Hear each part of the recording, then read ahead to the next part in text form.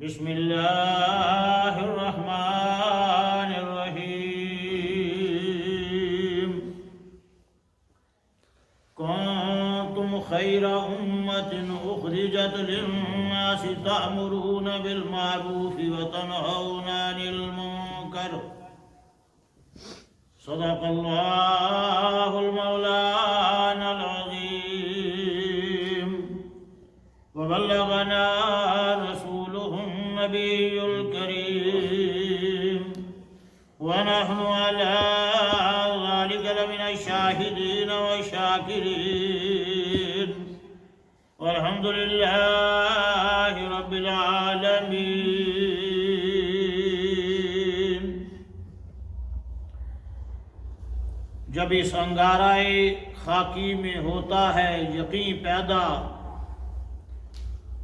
جب اس انگارۂ خاکی میں ہوتا ہے یقین پیدا، تو کر لیتا ہے یہ بالو پر روح الامی پیدا۔ تو راز کن فکاں ہے اپنی آنکھوں پر عیا ہو جا، تو راز کن فکاں ہے اپنی آنکھوں پر عیا ہو جا، خودی کا رازداں ہو جا، خدا کا ترجمان ہو جا۔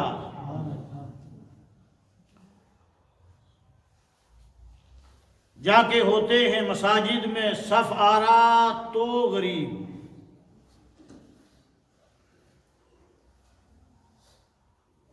پیارے نبی رحمت عالم صلی اللہ علیہ وسلم نے فرمایا ہے کہ دین غریبوں میں تھا، غریبوں میں ہے اور غریبوں میں ہی رہے گا۔ تو علامہ اقبال اسی کی ترجمانی کرتے ہوئے فرماتے ہیں کہ جا کے ہوتے ہیں مساجد میں صف آرا تو غریب، زحمت روزہ جو کرتے ہیں گوارا تو غریب، نام لیتا ہے کوئی ہمارا تو غریب، پردہ رکھتا ہے اگر کوئی تمہارا تو غریب۔ عمرا نشائے دولت میں ہیں غافل ہم سے، عمرا نشائے دولت میں ہیں غافل ہم سے، زندہ ہے ملت بیضا غربا کے دم سے۔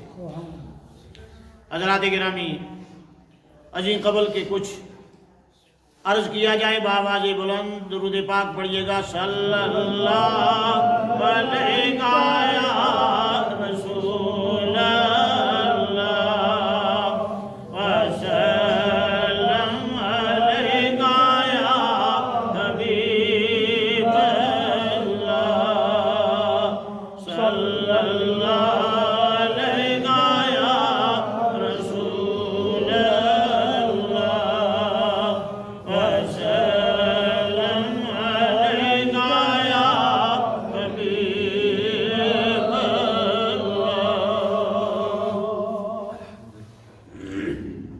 گرامی، شعبان المعظم کا مہینہ شروع ہو گیا ہے، اور گزشتہ مہینے میں نے عرض کیا تھا کہ پیارے نبی نے فرمایا کہ رجب اللہ کا مہینہ ہے اور شعبان میرا مہینہ ہے اور رمضان میری امت کا مہینہ ہے۔ یہ شعبان المعظم میں کی 15ویں رات کو شب برات بھی آ رہی ہے۔ برات کا مطلب ہے چھٹکارے کی رات، تو لہٰذا انشاءاللہ شب برات پر تفصیلی گفتگو شعبان المعظم کے متعلق اور اس کے ذکر و اذکار کے متعلق گفتگو ہوگی۔ اور شعبان المعظم میں نوافل پڑھنے کا جو ذکر ہے اس میں امت کا کتنا فائدہ ہے وہ بیان انشاءاللہ ہوگا۔ لہذا آج میں نے جس آیے کریمہ کو موضوع سخن بنایا ہے وہ سورہ آل عمران کی آیت نمبر 110 ہے۔ کنتم خیر امہ، تم بہترین امت ہو، اخرجت للناس، تمہیں لوگوں میں نکالا بھیجا گیا ہے، تامرون بالمعروف، لوگوں کو اچھائی کی طرف لاؤ، وتنہون عن المنکر، اور برائی سے لوگوں کو روکو، وتؤمنون باللہ، اور تم اللہ پر ایمان لاتے ہو۔ تو امت مسلمہ کی یہ خوبی رب تبارک و تعالیٰ نے بیان فرمائی ہے کہ میرے حبیب کی امت کی خوبی یہ ہے کہ جو پہلی امتوں کے پاس یہ خوبی نہیں تھی۔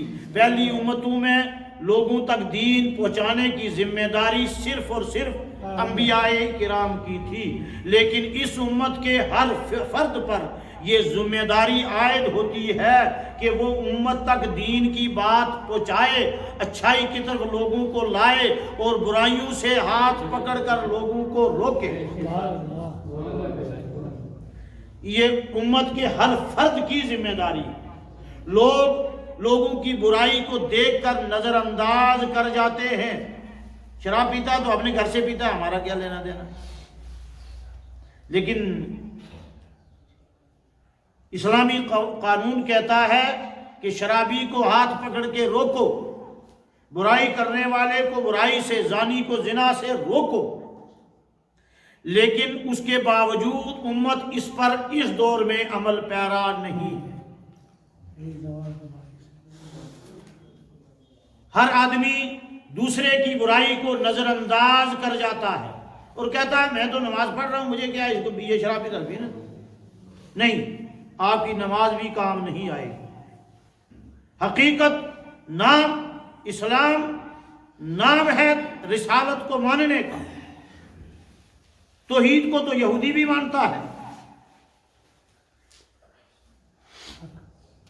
اسلام نام ہے رسالت کو ماننے کا، رسالت کو تسلیم کرنے کا، ورنہ نماز بھی کام نہیں آئے گی، روزہ اور زکوٰۃ بھی کام نہیں آئے گی اگر عشق رسول نہیں ہے۔ کیا بات ہے کہ جنگ بدر ہو رہی ہے اور جنگ بدر میں کفار کا پلڑا بھاری ہو گیا، وہ کسی وجہ سے ہو گیا، تو کفار کا پلڑا بھاری ہے اور کفار پے در پے امام الانبیاء پر وار کر رہے ہیں، کبھی تیروں سے وار کر رہے ہیں، کبھی تلواروں سے وار کر رہے ہیں، کبھی نیزوں سے وار کر رہے ہیں، پے در پے نبی پر وار کر رہے ہیں، اور ایک بھگدڑ سی مچ گئی ہے جس میں سب لوگ بھاگ گئے ہیں، اور یہ خبر مشہور ہو گئی کہ امام الانبیاء نعوذ باللہ انتقال کر گئے ہیں، وصال کر گئے ہیں، انہیں مار دیا گیا ہے، انہیں شہید کر دیا گیا ہے۔ تو زیادہ تر مسلمان یہ سوچ کر کہ جب نبی نہیں رہے تو اب لڑنے کا کیا فائدہ ہے، یہ سمجھ کر میدان چھوڑ گئے۔ تو میدان کارزار میں صرف ڈٹے رہے مولا علی، اور یہ جنگ احد میں تنہا مولا علی، تمام لوگ بھگدڑ میں ادھر ادھر نکل گئے، لیکن مولا علی نے میدان کارزار میں جنگ نہیں چھوڑی۔ پیارے نبی نے بارہا فرمایا ہے، پیارے نبی کو پتا تھا کہ دنیا میں میری امت میں زیادہ مخالفین صرف علی کے ہوں گے، اس لیے پیارے نبی نے فرمایا زینوا فی مجالسکم بذکر علی، اپنی محفلوں میں، اپنی مجلسوں میں، اپنی کانفرنسوں میں کو علی کے ذکر سے مزین کرو۔ علی کا ذکر عبادت ہے۔ تو میں یہ عرض کر رہا تھا کہ میدان احد پہ کفار ڈٹے ہوئے ہیں، امام الانبیاء کو مارنے کے لیے تیار ہیں، اور عین اسی وقت مسجد نبوی میں نماز ہو رہی ہے، کچھ لوگ مسجد نبوی میں نماز پڑھ رہے ہیں۔ بتاؤ وہ نماز کام آئے گی کہ پیارے آقا کو کافروں سے بچانا کام آئے گا؟ عین جب میدان کارزار میں نبی پر حملے ہو رہے ہیں، بار بار حملے ہو رہے ہیں، دائیں بائیں سے حملے ہو رہے ہیں، اور حضرت سعد تیر اٹھا اٹھا کر مار رہے ہیں، پیارے نبی فرما رہے ہیں سعد میرے ماں باپ تم پر قربان ہوں، جلدی کرو، تیر اٹھاؤ، تیر پھینکو۔ پیارے حضرت مولا علی اس حدیث کے راوی ہیں، فرماتے ہیں میں نے زندگی میں تمام صحابہ جب بھی بولتے تھے تو کہتے تھے یا رسول اللہ ہمارے ماں باپ آپ پر قربان، اور حضرت سعد ابن ابی وقاص کو یہ سعادت نصیب ہے کہ نبی پاک نے اپنی زبان مبارک سے فرمایا سعد میرے ماں باپ تم پر قربان ہو جائیں، حملہ کرو، تیر چلاؤ۔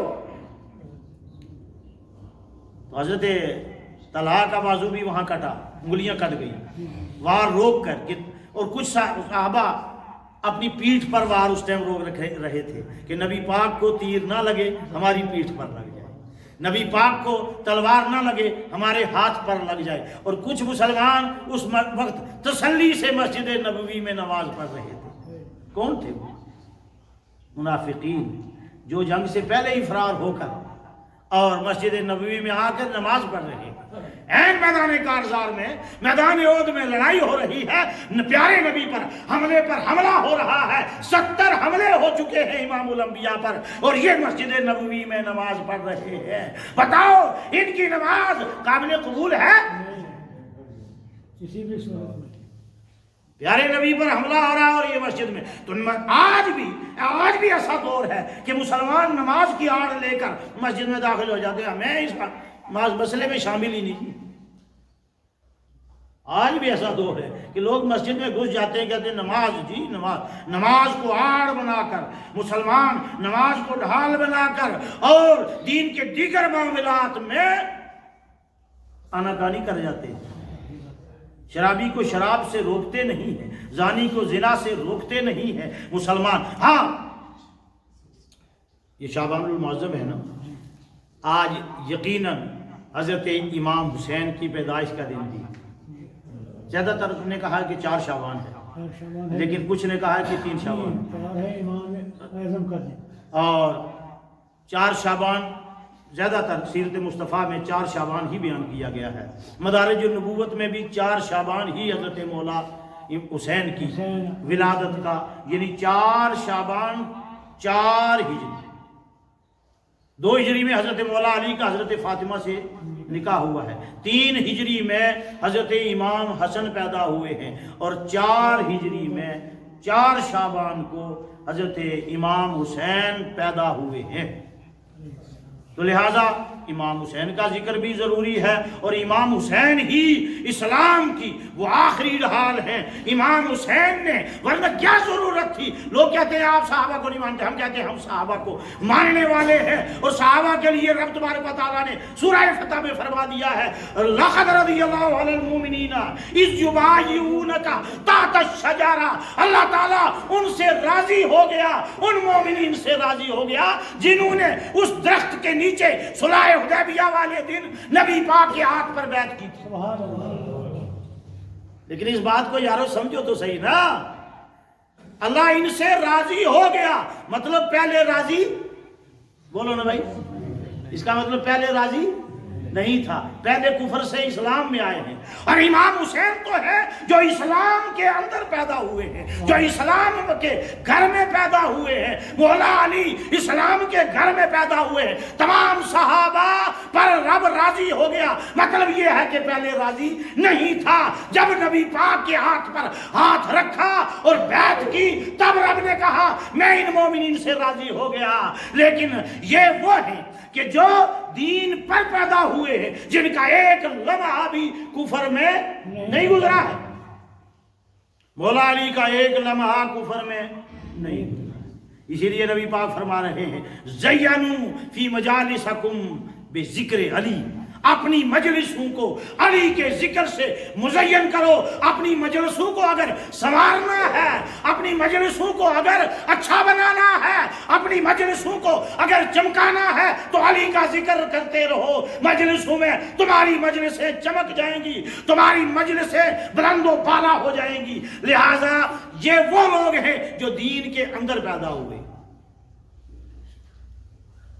کسی کے گھر بچہ پیدا ہو تو مسلمان کسی کے گھر بچہ پیدا ہو تو لوگ کہتے ہیں آؤ جی اس کی ختمہ کرانی ہے، اس کا عقیقہ کرانا ہے، اس کی پارٹی کرانی ہے۔ بچہ جب 4 سال کا ہو گیا تو اس کو بسم اللہ پڑھانی ہے، لیکن کبھی کوئی کہے گا کہ پہلے اس کو کلمہ پڑھاؤ؟ اگر کوئی کہے گا کہ اس کو کلمہ پڑھاؤ تو لوگ تو یہ کہیں گے ارے یہ تو مسلمان کے گھر میں پیدا ہوا ہے، اس کا کلمہ پڑھانے کا مقصد کیا ہے، اس کا کلمہ کیوں تلاش کر رہے ہو؟ تو لوگ یہ پوچھتے ہیں کہ کون اسلام میں کب داخل ہوا، اور جو پہلے ہی داخل ہیں انہیں اسلام میں داخل ہونے کی کیا ضرورت ہے؟ تو حضرت مولا علی تو وہ شخصیت ہیں جو اسلام میں پہلے سے ہی ہیں، جو اسی نبی پاک کے گھر میں ہیں، جو اسلام کے اندر ہیں، تو ان کو اسلام میں داخل کرنے کی سوچ رہے ہو؟ تو 3 شعبان کو حضرت میں نے یہ یاد نہیں رہا، میں نے ایک جمعے میں شاید بات ادھوری رہ گئی تھی حجاج بن یوسف کی۔ حجاج بن یوسف بڑا ظالم تھا، اور سارے مسلمان کہتے ہیں قرآن پہ زبر زیر اس نے لگایا، جھوٹ، یہ اس کی طرح منسوخ کر رہے ہیں۔ جب عربی کی گرامر مولا علی نے تیار کی ہے تو یقینی بات ہے گرامر کے ذریعے ہی تو قرآن کے اوپر زبر و زیر لگیں گے، وہ زیر و زبر بھی مولا علی نے لگائے ہیں۔ لوگ حجاج بن یوسف کو اچھا بنانے کے لیے اس کی طرح منسوخ کرتے ہیں کہ اس نے زیر و زبر لگائے ہیں قرآن میں، نہیں، حجاج بن یوسف اتنا ظالم تھا اور اتنا ظلم اور بربریت اس نے کی ہے، صحابہ کو داڑھیوں سے پکڑ پکڑ کر گھسیٹا۔ اور میں نے ایک بات کہی تھی جو آدھی رہ گئی تھی، وہ یہ کہ کسی نجومی نے کیا دیا کہ حجاج ابھی امت میں 40 ولی ہیں، اور جب تک وہ رہیں گے تو کامیاب نہیں ہو سکتا، جب تک وہ امت کے لیے دعا کرتے رہیں گے تو کامیاب نہیں ہوگا۔ تو اس نے، میں نے یہ بات کہی تھی کہ اس نے دعوت کی 40 لوگوں کے لیے، بکریاں کسی کی غصب کر کے لے آیا، لوٹ مار کر کے، اور اس نجومی نے بتایا تھا کہ ان 40 ولیوں کو اگر تو ایک لقمہ حرام کھلا دے گا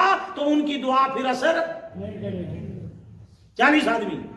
تو حجاج بن یوسف نے کہا یہ کون سی بڑی بات ہے، میں ابھی ان کو حرام کھلا دوں گا۔ اس نے بکریاں لوٹ کے لائیں اور لا کر ان کو کھلا دعوت کی۔ 39 آ گئے، لیکن 40 میں حضرت سعید بن جبیر نہیں آئے۔ 39 کو دعوت کھلا دی اور حرام کا لقمہ کھلا دیا، لیکن حضرت سعید بن جبیر، پھر حجاج بن یوسف کو اس نے کہا کہ نہیں، ایک بندہ تیری دعوت میں پھر بھی نہیں آیا۔ کہا وہ کون ہے؟ کہا وہ سعید بن جبیر ہے۔ کہا جاؤ اس کو گرفتار کر کے لاؤ، اس کو پھانسی دی جائے گی، اس کو قتل کیا جائے گا، سر عام اس کو قتل کیا جائے گا۔ تو حضرت سعید، میں نے یہ بات بھول گیا تھا کہ سعید بن جبیر کو پتا تھا کہ اب حجاج بن یوسف نے مجھے مارنا ہے، قتل کرنا ہے۔ تو حجاج بن یوسف نے جب گرفتاری کا آرڈر دیا تو حضرت سعید بن جبیر نے اپنی جان بخشی نہیں مانگی، اپنی جان نہیں مانگی، بلکہ رب کی بارگاہ میں ہاتھ اٹھائے کہ مولا میں جانتا ہوں کہ حجاج بن یوسف نے مجھے اب قتل کرنا ہے، لیکن مولا حجاج بن یوسف کا یہ ظلم آخری ظلم ہونا چاہیے، اس کے بعد مولا یہ کسی اور پر ظلم نہ کر سکے، لہذا میرے مارنے کے بعد حجاج کو کافر کردار تک پہنچانا تیرا کام ہے۔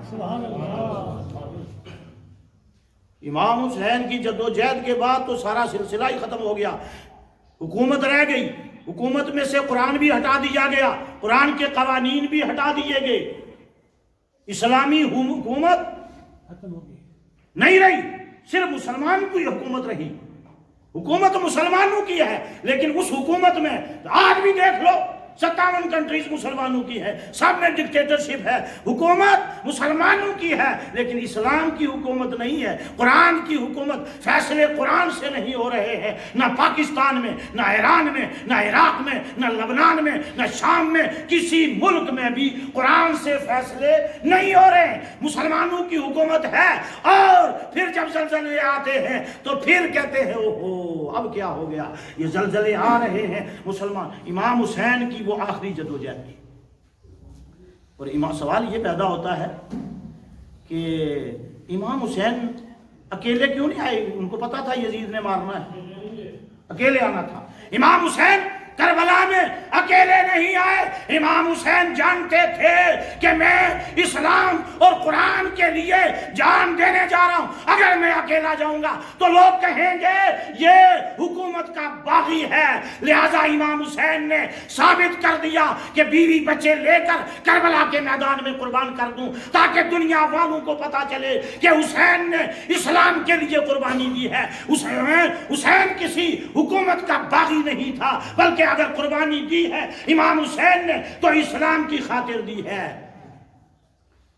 4 شعبان کو امام حسین پیدا ہوئے ہیں اور 4 ہی شعبان کو امام حسین نے مدینہ سے رخصت کی، کیونکہ مدینہ کا گورنر آ چکا، پہلے ولید بن جو ہے عقبہ گورنر تھا، پیچھے سے یزید کا آرڈر تھا کہ سب سے بیعت لے لو، تمام مسلمانوں نے بیعت لے لی، پھر امام حسین کو کیا ضرورت تھی پنگا لینے کی؟ بھائی جب ہر آدمی سمجھتا ہے جب میں اکیلا ہو جاؤں گا تو کچھ نہیں کر پاؤں گا، جب ساری امت نے یزید کی بیعت کر لی، 3-4 آدمی رہ گئے گنے چنے، وہ بھی پہلے ہی مکہ چلے گئے، حضرت عبداللہ ابن زبیر بھی مکہ چلے گئے، حضرت عبداللہ ابن عباس بھی مکہ چلے گئے، حضرت عبداللہ ابن عمر بھی چلے گئے، حضرت عبداللہ ابن عمر نے تو امام یزید کی بیعت سب سے پہلے کر لی۔ غور کرنے کا مقام ہے، جو تمام احادیث کے راوی ہیں اور تمام زیادہ تر امام مالک نے حضرت عبداللہ ابن عمر سے حدیثیں لی ہیں، اور حضرت عبداللہ ابن عمر ہے کہ انہوں نے مولا علی کے دور خلافت میں مولا علی کی بیعت نہیں کی۔ غور کرنے کا مقام ہے مسلمانوں، حضرت عبداللہ ابن عمر نے مولا علی کی بیعت نہیں کی اور پھر معاویہ کی بیعت کر لی اور پھر یزید کی بیعت بھی کر لی، اور یہ کہہ دیا کہ جدھر ساری امت ہوگی ادھر میں بھی ہوں۔ تو امام حسین کو پھر اتنی ساری امت نے اور بڑے بڑے لوگوں نے، جو بڑے بڑے صحابہ میں سے بچے ہوئے تھے، سب نے جب یزید کی بیعت کر دی ہے تو امام حسین نے پنگا لینے کی کیا ضرورت تھی اور اپنے سر کٹوانا اور اپنے بچوں کو ذبح کروانا؟ امام حسین نے جان لیا تھا کہ اگر سب امت نے یزید کی بیعت کر لی ہے، یزید کو اپنا خلیفہ مان لیا ہے، آج اگر میں بھی یزید کی بیعت کر لوں گا تو رہتی دنیا میں امت کے لیے یہ قانون بن جائے گا کہ ہر ظالم جابر کی حکومت کی بیعت کرتے پھرو، ہر ظالم اور جابر کو اپنا بادشاہ اپنا حکمران مانتے رہو۔ اسلام یہ نہیں ہے کہ صرف نماز سے کام لیا جائے، یہ نہیں، اسلام یہ ہے کہ دنیا کے اندر اپنی خلافت کو اسلامی طریقے پر نافذ کرنا۔ یہ امام حسین نے ثابت کر کے دکھایا کہ اگر آج پوری امت کے ساتھ ساتھ میں بھی ظالم کی بیعت کر لوں گا، ظالم کو اپنا خلیفہ نامزد کر لوں گا، تو پوری امت میں یہ مثال بن جائے گی کہ سب نے بیعت کر لی، امام حسین نے بھی بیعت کر لی، قرآن کا ساتھ کسی نے نہیں دیا، اسلام کا ساتھ کسی نے نہیں دیا، اس لیے امام حسین نے ٹھان لیا کہ اب میری قربانی ضروری ہے تاکہ رہتی دنیا میں امت کو یہ ٹائم، یہ لمحہ۔ اسی لیے اگر علامہ اقبال نے کیوں تنگ آ کر یہ بات کہی اینڈ میں، بس اسلام میں اسلام کے دامن میں اس کے سوا کیا ہے؟ ایک سجدہ شبیری اور ضرب ید اللہ، ایک سجدہ شبیری اور ضرب ید اللہ۔ یہ علامہ اقبال فرما رہے ہیں کہ اسلام کے دامن میں اور رہ کیا گیا ہے؟ سب کچھ تو ظالم بادشاہوں نے ختم کر دیا، رہتی کسر کچھ یزید نے نکالی، رہتی جو کسر تھی وہ حجاج بن یوسف نے نکال دی۔ ولید بن عبد الملک کا گورنر تھا اور حجاج حجاز کا گورنر، مکہ اور اتنا بڑا ظالم، اور مکہ اور مدینہ کا گورنر، اور صحابہ کو پکڑ پکڑ کر، اور یہی حضرت عبداللہ ابن عمر ان کو تیر مارنے والا، پھر جنہوں نے بیعت کی ساری عمر بنو امیہ کا ساتھ دیا، حضرت عبداللہ ابن عمر نے ساری عمر بنو امیہ کا ساتھ دیا، ان کی ہر بیعت کرتے رہے، امیر معاویہ کی بیعت بھی کر لی، یزید کی بھی کر لی، مروان کی بھی کر لی، عبد الملک کی بھی کر لی، سب کی بیعت کرتے رہے۔ آخر میں حج کے دوران ان کے پیر پر زہر آلود خنجر مروایا کس نے؟ حجاج بن یوسف نے۔ پھر بھی کھٹکتے تھے کہ یہ صحابہ ہیں، صحابہ میں یہ مانی ہوئی ہستیاں ہیں۔ حضرت عبداللہ ابن عمر بڑی شخصیت ہیں، حضرت عمر کے بیٹے ہیں، حجاج کو پھر بھی کھٹکتا تھا۔ حالانکہ عبد الملک بن مروان نے جب حجاج کو گورنر بنا کر بھیجا تھا مکہ اور مدینہ کا، تو عبد الملک نے کہہ دیا تھا حجاج عمر بن عبداللہ ابن عمر کا خیال رکھنا، وہ اچھے آدمی ہیں، سیدھے آدمی ہیں اور خدا یاد آدمی ہے، لہذا ان کا خیال رکھنا۔ لیکن حجاج بن یوسف کو عبداللہ ابن عمر کھٹک رہے تھے، اور حج کے دوران، حج میں جتنے حاجی جاتے ہیں کیا لے کر جاتے ہیں؟ تیر و تلوار لے کر جاتے ہیں، ہتھیار لے کر جاتے ہیں؟ صرف احرام۔ جتنے حاجی جاتے ہیں صرف احرام ہوتا ہے، ہاتھ میں چاقو بھی نہیں، لیکن حجاج بن یوسف نے اعلان کیا کہ جتنے حاجی اس بار آئیں گے ہتھیار لگا کر آئیں گے۔ وجہ یہ تھی کہ جو آدمی انہیں کھٹک رہے تھے، جو ہمارے قبضے میں نہیں آ رہے، انہیں حج میں اندر مار دیں گے۔ یہ حجاج بن یوسف نے قانون پاس کیا کہ حج میں جو لوگ آئیں گے ہتھیار لے کر آئیں گے۔ تو ہتھیار لے کر آئے ہوئے تھے، اور اشارے حجاج بن یوسف کے اشارے پر کسی نے حضرت عبداللہ ابن عمر کے پیر پر زہر آلود خنجر گھونپ دیا، اور وہی ناسور بن گیا، وہی ناسور بن گیا۔ بستر پر لیٹ گئے حضرت عبداللہ ابن عمر، موت قریب ہے۔ حجاج بن یوسف چلا، پتہ کرنے کے لیے آیا، مزاج پرسی کے لیے آیا۔ حضرت عبداللہ ابن عمر سے کہنے لگا، عبداللہ اگر اب بھی پتہ لگ جائے کہ تمہیں کس نے تلوار ماری، کس نے خنجر مارا ہے، تو میں اس کا قصاص لے لوں۔ تو حضرت عبداللہ ابن عمر نے کہا کہ جس نے حج میں ہتھیار لانے کا حکم دیا تھا وہی میرا قاتل ہے۔ اتنی سازشیں اسلام کے اندر ہو گئی ہیں مسلمانوں، تو لہذا امام حسین نے آخری مرحلہ یہی جانا کہ اب سب نے اگر یزید کے بیعت کر لی ہے تو میں یہ کم سے کم مثال قائم کر دوں کہ دنیا والے رہتی دنیا میں قیامت تک لوگ جان جائیں، حق وہ ہے جو حسین کے ساتھ ہے، حق وہ ہے جو علی کے ساتھ ہے، قرآن علی کے ساتھ ہے، القرآن مع علی وعلی مع القرآن، قرآن علی کے ساتھ ہے اور علی قرآن کے ساتھ ہے۔ لہذا حضرت امام حسین نے آخری مرحلے میں یہ ثابت کر کے دکھایا کہ دنیا میں اگر لوگ ظالم بادشاہ تو حجاج بن یوسف نے جو بات رہ گئی تھی وہ پھر وہیں اٹک گئی ہے۔ سعید بن جبیر کو بلا لیا، گرفتار کر لیا اور قتل کا آرڈر دے دیا، اور حجاج بن یوسف کی دعا رب نے قبول کر لی۔ اس 39 جو حرام کا لقمہ کھا چکے تھے، آج غور کرو مسلمانوں، ہماری دعا کہاں رب قبول کرے گا؟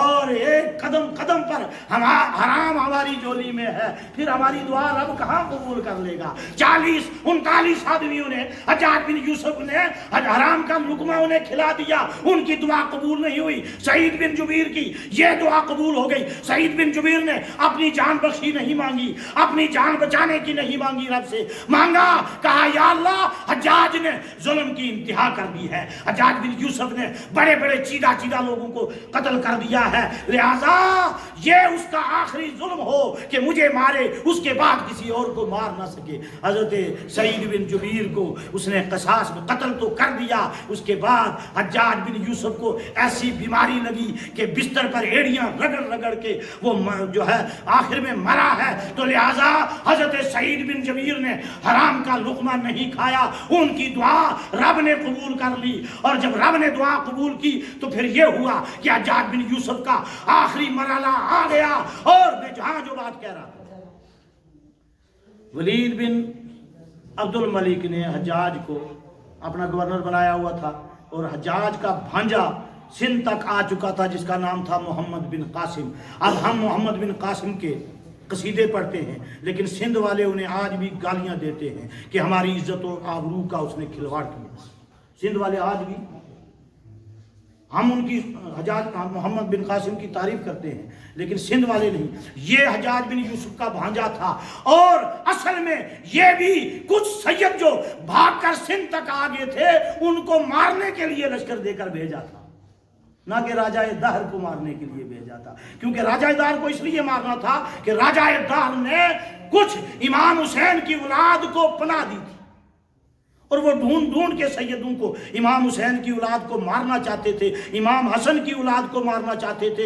امام حسن کی اولاد بار بار بغاوت پہ کھڑے ہوتے تھے ان کو مارنے کے لیے، تو وہ امام حسن کی نسل میں سے جو ہے محمد مہدی اور عبداللہ غازی جو ہے وہ سندھ میں آگے، جن کی آج بھی زیارت کراچی سمندر میں ہے حضرت عبداللہ غازی کی، لہٰذا ان کو مارنے کے لیے جو لشکر بھیجا اس کے سپہ سالار تھے محمد بن قاسم۔ جب ولید بن عبد الملک کا انتقال ہو گیا تو سلمان بن عبد الملک جب آیا اس نے کہا حجاج نام کے جتنے لوگ ان کو پکڑ کے جیل میں ڈال دو۔ تو اس حجاج بن یوسف کے جرم کی پاداش میں محمد بن قاسم کو بھی سندھ سے آ کر گرفتار کیا، بیڑیاں ڈال کر لے گئے اور زنجیروں میں جکڑ کر اسے بھی جیل میں ڈال دیا اور بعد میں اسے بھی قتل کر دیا، اور حجاج بن یوسف کی بھی بری موت ہوئی۔ تو مسلمانوں، اسلام کی ترقی کے لیے، اسلام کے فروغ کے لیے رب فرماتا ہے کنتم خیر امت، تم بہترین امت ہو، یہ اس لیے کہ لوگوں تک اچھی بات پہنچاؤ اور برائی سے لوگوں کو روکو۔ اگر تم برائی سے لوگوں کو نہیں روکو گے تو تمہاری نماز بھی کسی کام نہیں آئے گی۔ اگر لوگوں تک اچھی بات نہیں پہنچاؤ گے تمہاری نماز تمہارے کام نہیں آ سکتی۔ جس طرح جنگ احد کے عین موقع پر جو لوگ مسجد نبوی میں نماز پڑھ رہے تھے وہ لوگ اگر ان کی نماز قبول نہیں، میں یہ کہہ رہا تھا کہ یہاں نماز پڑھو گے جماعت کے ساتھ پڑھو گے 27 گنا زیادہ ثواب ملے گا، اور شہر کی ہندوستان کی بڑی جامع مسجد میں پڑھو گے 100 گنا ثواب ملے گا، مسجد اقصی میں پڑھو گے 1000 نمازوں کا ثواب ملے گا، اور مسجد نبوی میں نماز پڑھو گے تو 50,000 نمازوں کا ثواب ملے گا، اور مسجد حرام میں نماز پڑھو گے تو 1,00,000 نمازوں کا ثواب ملے گا۔ بتاؤ، جو عہد میں لڑائی ہو رہی ہے اور جو مسجد نبوی میں نماز پڑھ رہے ہیں، بتاؤ ان کی نماز قبول ہو گئی کہ جنگ عہد میں نبی پر حملہ ہو رہا ہے، 70 حملے ہو گئے ہیں اور یہ نماز کی آڑ لے کر مسجد نبوی میں نماز پڑھ رہے ہیں؟ کون ہے یہ؟ منافقین ہے، اور آج بھی کلمہ گو منافقین بے شمار ہیں۔ جب نبی کے دور میں ہو سکتے ہیں تو یہ منافقین قیامت تک رہیں گے جو نمازوں کی آڑ لے کر اسلام کے قوانین کو پامال کرتے رہیں گے۔ لہذا رب تبارک و تعالی اللہ اور اس کے رسول کے صدقے میں ہمیں حب آل رسول، حب عشق رسول ہمارے اندر پیدا فرمائے اور دین پر عمل کی توفیق عطا فرمائے۔ وآخر دعوانا ان الحمدللہ رب العالمین۔ وہ معزز تھے زمانے میں مسلمان ہو کر تم خار ہوئے تاریخ قرآن ہو کر، وما علینا الا البلاغ۔